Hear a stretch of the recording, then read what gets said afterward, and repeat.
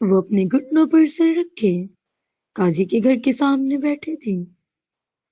وہ شاید رو رہی تھی۔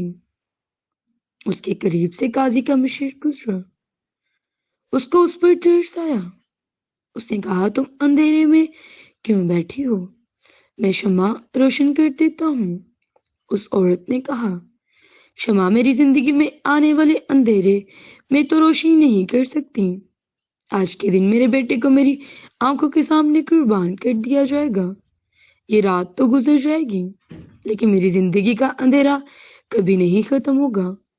مشیر نے اس کو تسلی دیتے ہوئے کہا، تمہارے بیٹے کو کچھ نہیں ہوگا، کچھ نہیں ہوگا۔ اس نے قتل کیا ہے، اسی نے بے بسی سے کہا۔ مشیر نے کہا، اس نے صرف اپنے پیار کے لیے قتل کیا تھا۔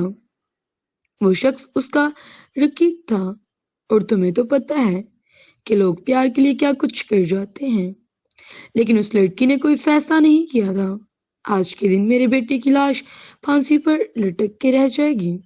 کیا قاضی کو مجھ پر رحم نہیں آتا؟ اسی اثناء میں قاضی آتا ہے اور مشیر سے کہتا ہے کہ سب تیار ہے۔ مشیر اس سے کہتا ہے کہ میں اس کا کوئی قصور نہیں مانتا، اور جلاد بھی اس کو پھانسی دینے کے لیے تیار نہیں۔ قاضی اسے کہا کہ پھر تم اس کو پھانسی روکو گے؟ مشیر اس سے کہتا ہے، چاہے میری جان لے لے، لیکن اس میں اس کی جان نہیں لوں گا۔ قاضی خود اس کو پھانسی دینے کے لیے چلے جاتے ہیں۔ اتنے میں وہ عورت اس کے پاس آتی ہے اور کہتی ہے کہ آپ کو میرے بیٹے پر ترس نہیں آتا، آپ مجھ پر ترس کھائیں۔ میں بھی تو ایک ماں ہوں۔